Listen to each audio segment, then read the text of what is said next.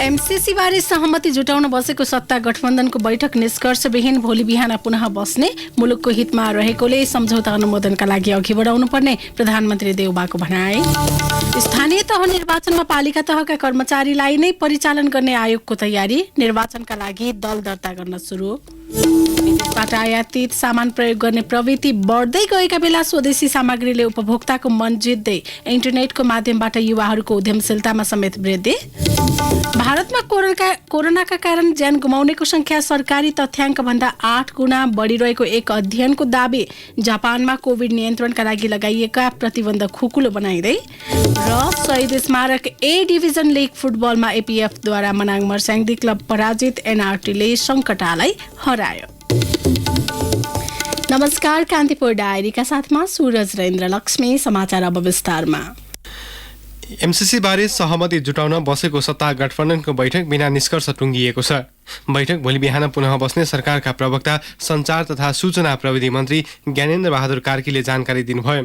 प्रवक्ता कार्कीका अनुसार 16 गतेभित्र एमसीसीका बारेमा सहमति जुटाउन प्रधानमन्त्री शेरबहादुर देउवाले सत्ता गठबन्धन दलका शीर्ष नेता समक्ष प्रस्ताव राख्नु भएको थियो। बैठकका बारेमा जानकारी दिँदै मन्त्री कार्की भन्नुहुन्छ, 3 घण्टा हरेक विषयमा छलफल गरेका छन् र यसलाई सहमतिका साथ एउटा निष्कर्षमा पुर्याउनका निमित्त भोलि फेरि बैठक बस्नेछ। एमसीसी जुन छ यसलाई पूर्ववर्ती सरकारले टेबल गरेको हो र सरकार अविच्छिन्न उत्तराधिकारी हो। त्यसैले गर्दाखेरि अब फेब्रुअरी 28 फागुन 16 गतेसम्ममा यसलाई हामीले निष्कर्षमा पुर्याउनु यसलाई टेबल गर्नका निमित्त सम्माननीय प्रधानमन्त्रीले प्रस्ताव गर्नुभएको छ। यही प्रस्तावको वरिपरि बसेर 3 घण्टासम्म धेरै छलफल भएको छ। एमसीसीलाई र निष्कर्षमा पुर्याउनु छलफल त्यस दिशामा केन्द्रित छ। बैठकमा एमसीसीलाई अघि बढाउने विषयमा कांग्रेसका नेताहरूले जोड दिएका थिए, तर माओवादी केन्द्र र एकीकृत समाजवादीका नेताहरूले सहमति नजुट्दासम्म अघि बढाउन नहुने धारणा राखेका थिए। नेताहरू सहमत हुन नसकेपछि सहमतिका लागि कोसिस गर्ने भन्दै 10 बजेका लागि बैठक तय भएको थियो। भोलि अपराह्न 1 बजेका लागि बोलाइएको प्रतिनिधि सभाको बैठकमा एमसीसी टेबल गर्ने कांग्रेसको तयारी छ। एमसीसी सम्झौता प्रतिनिधि सभामा हिजो पेश गर्ने सरकारको योजना रहे पनि सत्तारूढ दलबीच सहमति जुट्न नसकेपछि रोकिएको थियो। यसैबीच गठबन्धनको बैठक सकिए लगतै प्रधानमन्त्री देउबा एमाले अध्यक्ष केपी शर्मा ओलीलाई भेट्न बालकोट पुग्नु भएको छ। सत्ता गठबन्धनको बैठकमा एमसीसी बारे सहमति जुट्न नसकेपछि प्रधानमन्त्री देउबा बालकोट पुग्नु भएको हो।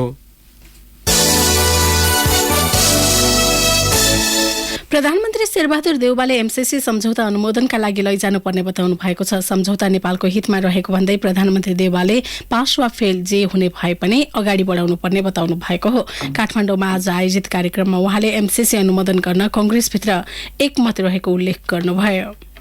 एमसीसी पास गराउन हामीले एकमत निर्णय गरेका हौँ। त्यसमा लागिरहेका छौँ। फेरि पनि हुनसक्छ, फेरि पनि हुनसक्छ, पास पनि हुनसक्छ, थाहा छैन। तर राष्ट्रको हितमा छ भन्ने कुरा हो, सत्य कुरा हो। हामीले भन्नुपर्छ, यो त्यही हो। देशको हितका लागि एमसीसीको पक्षमा बोल्न डराउन नहुने प्रधानमन्त्री देउबाको भनाइ थियो। कांग्रेसलाई बदनाम गर्न खोजिएको दृष्टान्त पेश गर्दै उहाँले भन्नुभयो, कांग्रेस पार्टीको खिलाफमा जति बदनामपूर्ण छैन, 7 सालमा धोका दियो, दिल्ली सम्झौता गर्योदेखि लिएर सारा ठाउँमा गरेका छन्, त्यस्तै चाहिँ धेरै ठुलो गरेका छन्। जहिले पनि चाहिँ हाम्रो खिलाफमा चाहिँ वार्ता बनाएका छन्। त्यसै कारण चाहिँ योलाई छिर्नुपर्दछ र कति कुराहरू के छ भनेदेखिलाई डराउनु पनि हुँदैन। पार्टीले विवाहलाई डराउनु भएन कहिले पनि। फाँसीको सजाय खानु तपाईँहरू आएको भने बात पनि पैसा खानु त्यहाँ चाहिँ बोल्नु कहिले डराएन। इन्डियाकै खिलाफमा बोल्नु पनि डराएन, अरूको खिलाफमा बोल्नु पनि डराएन। त्यस कारण चाहिँ के छ भनेदेखि राष्ट्रको लागि राष्ट्रको पक्षमा बोल्ने हो। भोलि कसको खिलाफमा बोल्नु पर्ला, कसको खिलाफमा बोल्नु पर्ला, त्यो डराएर कहाँ हुन्छ। यसैबीच सत्तारूढ जनता समाजवादी पार्टी जसपाका सांसदहरूले एमसीसी सम्झौताको विषयमा ठोस धारणा बनाउन नेतृत्वको ध्यान आकर्षण गराएका छन्। एमसीसी अनुमोदनको विषय पछिल्लो समय पेचिलो बन्दै गएकाले पार्टीले स्पष्ट धारणा बनाउनु पर्ने उनीहरूको माग छ। पार्टीको धारणा तय गर्न नेतृत्वलाई आग्रह गरिएको सांसद प्रदीप यादवले बताउनुभयो। सो पार्टीका नेता एवं पूर्व प्रधानमन्त्री बाबुराम भट्टराईले सम्झौता अनुमोदन गर्नुपर्ने धारणा राख्दै आए पनि जसपाले पार्टीको ठोस धारणा अझै सार्वजनिक गरेको छैन।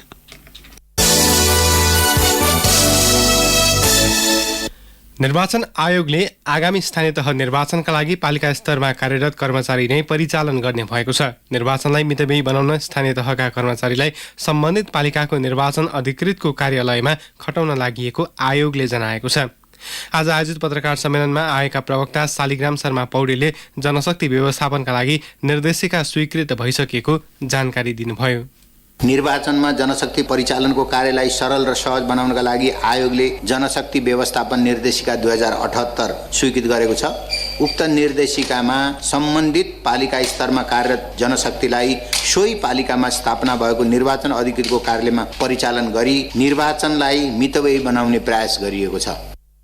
चुनावको तयारीका क्रममा आयोगले मुख्य निर्वाचन अधिकृत र निर्वाचन अधिकृत नियुक्तिका लागि सिफारिस गर्न कानुन मन्त्रालयलाई आग्रह गरेको छ। प्रवक्ता पौडेलले यही फागुन 15 गतेभित्र निर्वाचन अधिकृतहरूका लागि नामावली पठाउन आग्रह गरिएको बताउनुभयो। जिल्ला न्यायाधीशहरूलाई मुख्य निर्वाचन अधिकृतमा नियुक्ति गर्ने प्रयोजनका लागि न्याय परिषदसँग परामर्श गरी तथा अन्य सेवाका राजपत्रान्वित अधिकृतहरूलाई निर्वाचन अधिकृतमा नियुक्ति गर्ने प्रयोजनका लागि न्याय सेवा आयोगसँग परामर्श गरी मिति 78/11/15 सम्ममा आयोगमा नामावली उपलब्ध गराउन नेपाल सरकार कानुन, न्याय तथा संसदीय मामिला मन्त्रालयमा अनुरोध गरिएको छ।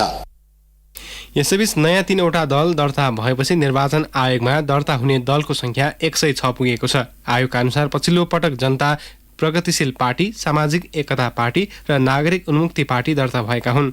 त्यस्तै आयोगले आजैबाट स्थानीय तह निर्वाचनका लागि दल दर्ता सुरु गरेको छ। आगामी वैशाख 30 गते हुने निर्वाचनका लागि यही फागुन 15 गतेसम्म दल दर्ता गर्न सकिने आयोगले जनाएको छ। निर्वाचन कानुन अनुसार आयोगमा दर्ता भएका दलहरूले प्रत्येक निर्वाचनका लागि दल दर्ता हुनुपर्ने प्रावधान छ।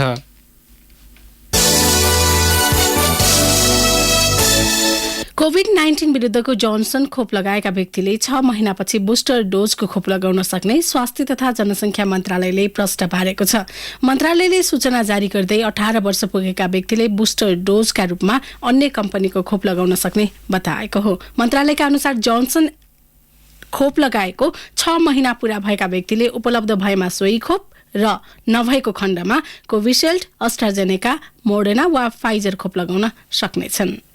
यसैबीच पछिल्लो पटक नेपालमा 570 जनामा कोरोना संक्रमण पुष्टि भएको छ। स्वास्थ्य तथा जनसङ्ख्या मन्त्रालयका अनुसार 7028 PCR परीक्षणबाट 364 जनामा र 2761 एन्टिजेन परीक्षणबाट 206 जनामा संक्रमण पुष्टि भएको हो। सोही अवधिमा 1993 जना संक्रमण मुक्त भएका छन्।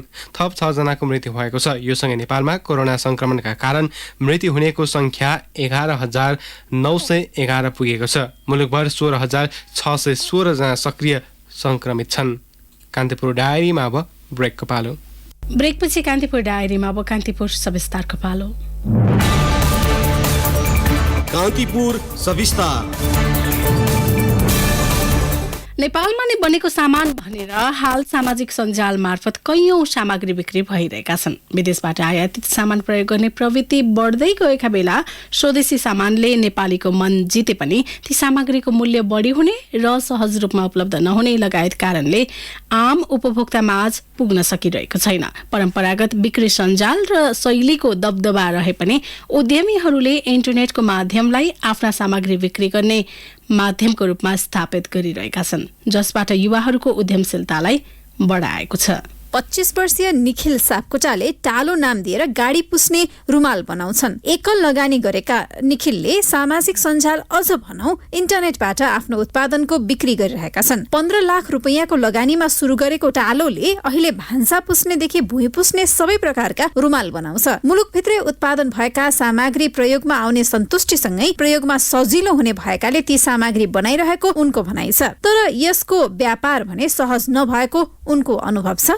भन्छन् अहिलेसम्म चाहिँ हामीले पुस्नको लागि कुनै पनि एउटा स्पेसिफिक कपडा युज गर्दैनौँ होइन। मानिलिउँ गाडी पुस्नु पर्यो भने तपाईँको त्यो बाटोहरूमा बेच्न ल्याउने अथवा एउटा गन्जीहरू हुन्छ नि, हाम्रो लुगाहरू कपडाहरू एकदम बेसिक चिजहरू काटेर च्यातेर पुस्दा पनि हुन्छ, केही फरक पर्दैन भन्ने हाम्रो जेनरल कन्सेप्ट हो नि त। तर अब यही कन्सेप्टलाई चेन्ज गर्नको लागि चाहिँ हामीले टालो स्टार्ट गरे हो। जस्तो अब गाडी पनि भनौँ आजको दिनमा तपाईँको 40-50 लाखदेखि 1 करोड 1.5 करोडको गाडी चढेर हिँड्नुहुन्छ मान्छेहरू होइन। अब त्यो गाडी पुस्नको लागि उहाँहरू एउटा झुत्रो एउटा गन्जी कपडा युज गर्नुहुन्छ। त्यो कपडाले त्यो गाडीमा स्क्रच हुन्छ अथवा केही प्रब्लम हुन्छ पछि त्यो प्रब्लम फिक्स गर्नलाई उहाँहरूले कति धेरै पैसा खर्च गर्नुपर्ने हुन्छ त्यसकै ठाउँमा अब डिफ्रेन्ट टाइपको मटेरियल्सहरू हुँदो रहेछ होइन त्यो मटेरियलहरू कुनै मटेरियलले तपाईँको पानी एकदम छिटो अब्जर्भ गरिदिने कुनै मटेरियलले तपाईँको अब यो भनौँ न ग्रेनाइट मार्बलहरू पुज्दाखेरि स्क्रैच नहुने। काठमाडौँको व्यापारिक पृष्ठभूमिका सुभाकर मानन्धरले 4 वर्ष अगाडि उत्पादन थालिएको वाउ पपकर्न नेपाली उपभोक्ताका लागि नयाँ खानाको सामग्री हो। सहरिया युवा र बालबालिका लक्षित पपकर्न अर्थात् विभिन्न स्वादमा उपलब्ध फूल उठेका मकै उत्पादन गरेर मानन्दरले बेचिरहेका छन्। हाल 80 भन्दा बढी पसलबाट आफ्नो पपकर्न बेचिरहेका मानन्दरले खाद्यान्नको क्षेत्रमा उत्साह सहित आफ्नो उत्पादन उपभोक्ताले खान खोज्नु नै सफलता रहेको बताए। नेपाली बजारमा नयाँ स्न्याकको परिचय गराउँदै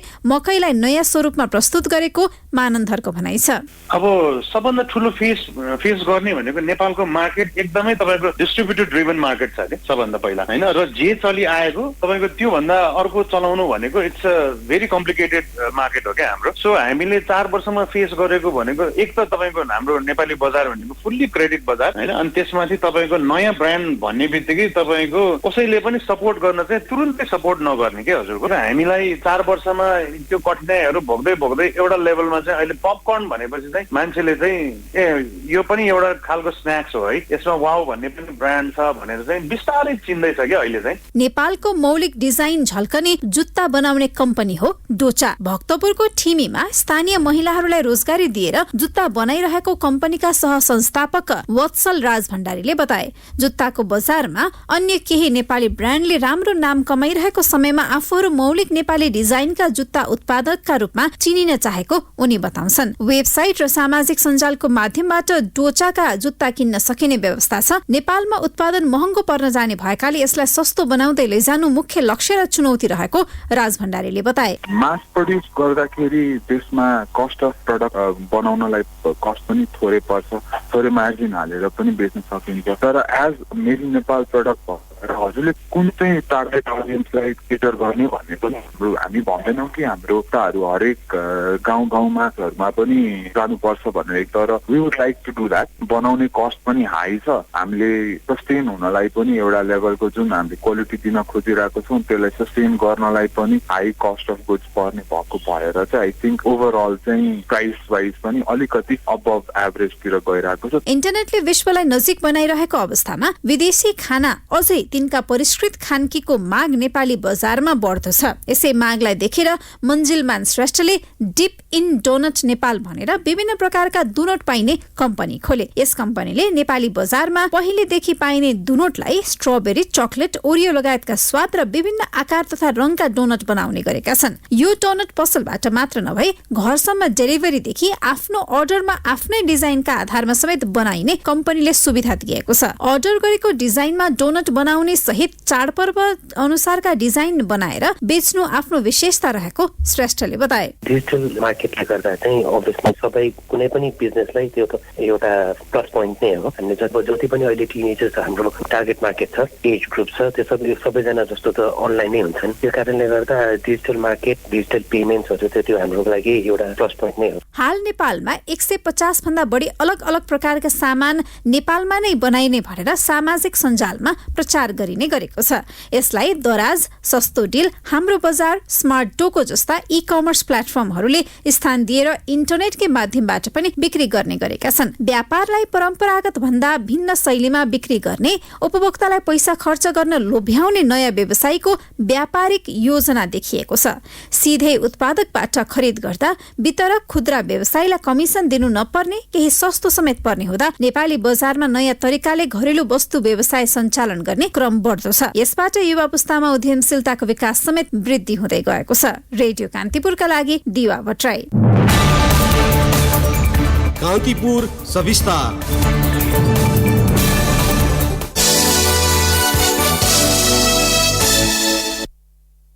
काठमाडौँ लगायत विभिन्न जिल्लाका पोल्ट्री फर्ममा बर्ड फ्लू फैलिरहेकाले मानिसमा समेत सर्न जोखिम बढेको भन्दै निगरानी बढाउन चिकित्सकले आग्रह गरेका छन्।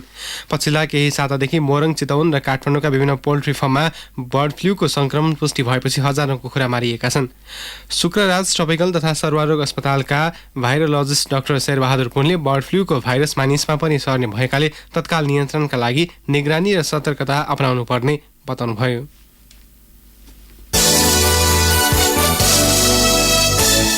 नेपाली कांग्रेसले अधिवेशन हुन बाँकी 16 जिल्लाको अधिवेशन फेरि सारेको छ। कांग्रेसको केन्द्रीय निर्वाचन समितिको बैठकले यसअघि यही फागुन 13 गते तय गरेको अधिवेशन 2 दिनपछि सारेको हो। संशोधित कार्यतालिका अनुसार अब 16 जिल्लाको अधिवेशन फागुन 15 गते हुने केन्द्रीय निर्वाचन समितिका सचिव केशव रिजालले जानकारी दिनुभयो।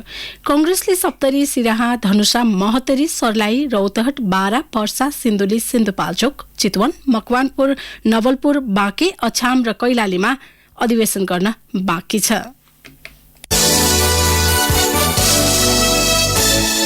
रूपन्देहीको भैरवास्थित गौतम बुद्ध अन्तर्राष्ट्रिय विमानस्थलमा परीक्षण उडानका लागि थाइल्याण्डबाट एरोथाई विमान ल्याइएको छ।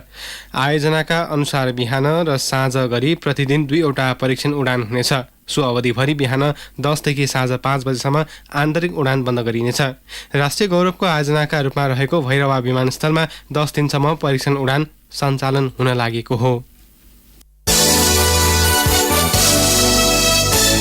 त्रिभुवन विश्वविद्यालयमा गत 1 महिनादेखि भइरहेको तालाबन्दीको विरुद्ध प्राध्यापक, कर्मचारी र विद्यार्थीहरूले प्रदर्शन गरेका छन्। नेपाल प्रगतिशील प्राध्यापक संगठनको अगुवाईमा उपकुलपति कार्यालय परिसरमा आज प्रदर्शन गरियो। तालाबन्दी अन्त्य हुनुपर्ने र विश्वविद्यालयका समस्या वार्ता संवादबाट समाधान गरिनुपर्ने उनीहरूको माग छ।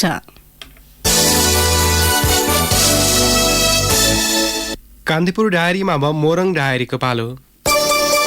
मोरङ डायरीमा देवनयन शाहको नमस्कार। राजेन्द्र राई नेतृत्वको सरकारले चालु आर्थिक वर्षको 8औं महिनामा बजेट पुनरावलोकन थालेको छ। बजेट पुनरावलोकन गर्न नयाँ योजनाको काममा रोक लगाएकाले चालु आर्थिक वर्षमा बजेट खर्च अपेक्षित हुन सकेको छैन। चालु आर्थिक वर्षको लागि प्रदेश सरकारले ल्याएको 32 अर्ब 82 करोड बजेट मध्ये 7 महिनामा 10 अर्ब 71 करोड रुपैयाँ मात्रै खर्च गर्न सकेको छ।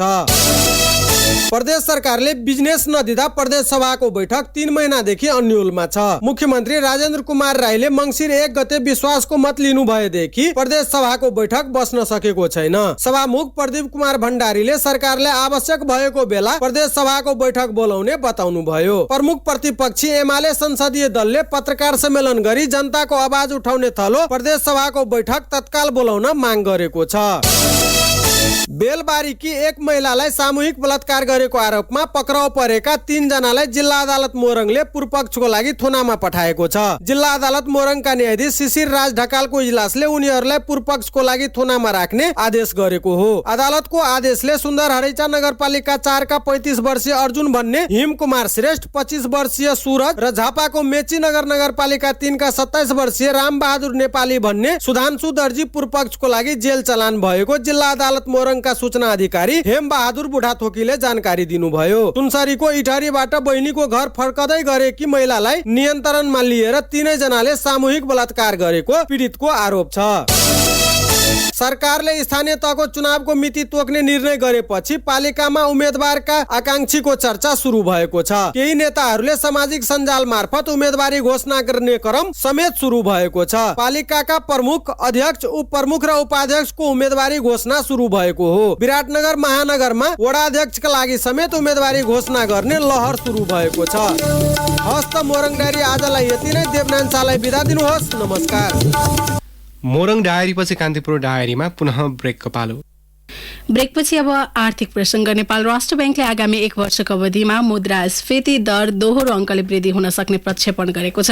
गत पौषको अन्तिम सातामा विभिन्न 14 शहर स्थित 17 बजार क्षेत्रका 720 उपभोक्तामाझ अन्तर्वार्ताको माध्यमबाट गरिएको एक सर्वेक्षणका आधारमा सुप्रक्षेपण गरिएको ब्याङ्कले उल्लेख गरेको छ। नयाँ सर्वेक्षण अनुसार करिब 91.9% उपभोक्ताले आगामी 3 महिनामा बजार मूल्य बढ्ने अनुमान गरेका छन्। त्यसैगरी 97.1% उपभोक्ताले आगामी 1 वर्षमा मूल्य बढ्ने अनुमान गरेका छन्। उच्च मुद्रास्फीतिको अपेक्षा गर्ने उपभोक्ताको संख्या असोजदेखि थोरै बढेको देखिन्छ। असोजमा 87.1%ले 3 महिनामा मूल्य वृद्धि हुने अपेक्षा गरेका थिए भने 96.3%ले 1 वर्षमा मूल्य वृद्धि हुने अपेक्षा गरेका थिए। केन्द्रीय ब्याङ्कका अनुसार मासिक उपभोक्ता मूल्य मुद्रास्फीति डिसेम्बरमा 64 महिना यताकै उच्च दरमा पुगेको थियो। सो दर गत नोभेम्बरमा 5.32% रहेकोमा वार्षिक मुद्रास्फीति 7.11% पुग्यो। यस वर्षको जनवरीमा भने मुद्रास्फीति घटेको केन्द्रीय ब्याङ्कले जनाएको छ। विश्वले आपूर्ति अभावको सामना गरिरहेको, पेट्रोलियम पदार्थको भाव बढ्दै गएको, उच्च ढुवानी भाडा, यातायातका साधन र जनशक्तिको विश्वव्यापी अभाव लगायतले आपूर्तिमा प्रभाव पार्दा मूल्य वृद्धि भइरहेको विज्ञहरूले बताएका छन्। भूमि व्यवस्था, सहकारी तथा गरिबी निवारण मन्त्रालयले नियमित रूपमा सञ्चालनमा रहेका सहकारी संस्थाको वास्तविक तथ्याङ्क सङ्कलन गर्न सहकारी विभागलाई निर्देशन दिएको छ। सहकारी विभागको अनुगमन गर्दै मन्त्री शशि श्रेष्ठले सहकारी क्षेत्रमा देखिएका समस्या समाधानका लागि अनुगमनलाई प्रभावकारी बनाउन निर्देशन दिनुभएको हो। सहकारी एकीकरणमा देखिएको समस्या समाधान गर्न सहकारी प्रशिक्षण केन्द्रको स्तरोन्नति र सङ्घीयताको मर्मअनुसार आफ्नो क्षेत्राधिकारभित्र रहेर परिणाम निस्कने गरी काम गर्न विभागका पदाधिकारीलाई उहाँले निर्देशन दिनुभयो। सो अवसरमा सहकारी विभागका रजिस्ट्रार रुद्र प्रसाद पण्डितले सहकारी क्षेत्रमा रहेका समस्या समाधानका लागि पहल गर्ने र सहकारीको नियमन, प्रवर्धन र प्रशिक्षणलाई जोड दिएर कार्यक्रम ल्याउने बताउनुभयो।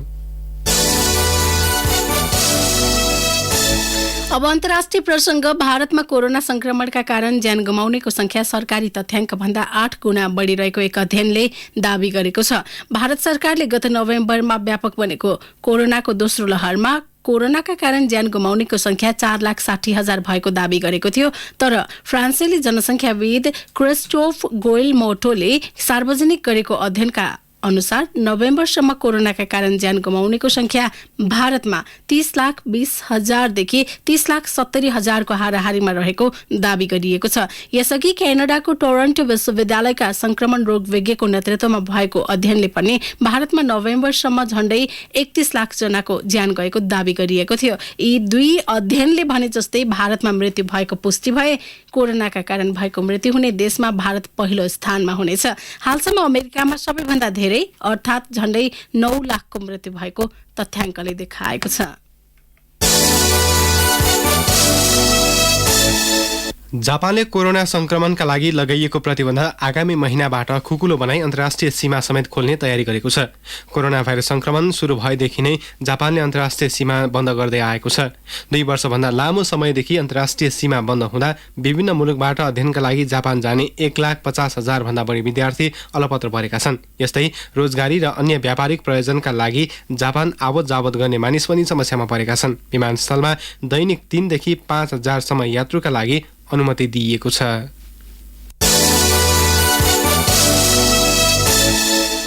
अब खेल प्रसङ्ग।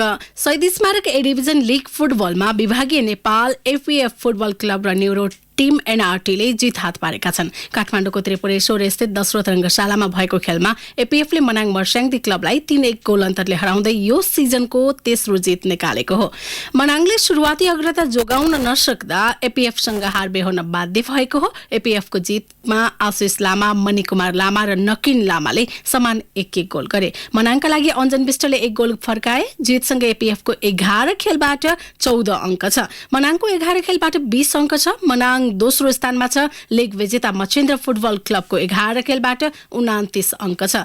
यस्तै ललितपुरको साधुबाटो स्थित एन्फा कम्प्लेक्समा भएको अर्को खेलमा न्युरो टिम एनआरटीले सङ्कटा क्लबलाई 1-0 गोल अन्तरले हराउँदै यो सिजनको चौथो जित निकालेको छ। एनआरटीको जितमा स्टेफन सामेरले निर्णायक गोल गरे। जितसँगै एनआरटीको 11 खेलबाट 17 अङ्क छ। सङ्कटाको 11 खेलबाट 15 अङ्क रहेको छ। लिग अन्तर्गत 11औं चरणका खेलहरू आजबाट सकिएका छन्। नक्कली प्रमाणपत्र सम्बन्धी मुद्दामा विशेष अदालतले फुटबलर हरि खड्कालाई दोषी ठहर गरेको छ। झुटो प्रमाण पेश गरेर नेपाल प्रहरीको सहायक निरीक्षक पदमा नियुक्त लिएको मुद्दामा विशेष अदालतका सदस्यद्वय अब्दुल अजिज मुसलमान र नित्यानन्द पाण्डेको संयुक्त इजलासले खड्कालाई दोषी ठहर गरेको हो। नेपाल प्रहरीमा बढुवा प्रयोजनका लागि पेश गरेको प्रमाणपत्र नक्कली भएको दावीसहित खड्का विरुद्ध गत माघ 12 गते विशेष अदालतमा आरोप पत्र दायर भएको थियो। खड्काले प्रवीणता प्रमाणपत्र तह आइएको झुटो प्रमाण पेश गरेर 2055 कार्तिक 1 मा प्रहरी सहायक निरीक्षक पदमा नियुक्ति लिएको अख्तियार दुरुपयोग अनुसन्धान आयोगको दावी थियो। खड्का 2059 पुस 14 मा प्रहरी नायब निरीक्षक सहीमा बढुवा भएका थिए। प्रमाणपत्रको विषयमा विवाद भएपछि खड्काले राजीनामा दिएका थिए। त्यसपछि खड्काले राष्ट्रिय महिला टोलीको मुख्य प्रशिक्षकको रूपमा काम गर्दै आएका थिए। यस्तै उनी राष्ट्रिय खेलकुद परिषदका सदस्य समेत थिए। हौस् त यिनै प्रसङ्गसँगै कान्तिपुर डायरीका आजका हाम्रा सम्पूर्ण बुलेटिन यही सकिएका छन्। भोलि बिहान नियमित बुलेटिनका साथमा उपस्थित हुनेछौँ। तबसम्मलाई सुरज र इन्द्रलक्ष्मी बिदा हुन्छौँ। नमस्कार, शुभरात्रि।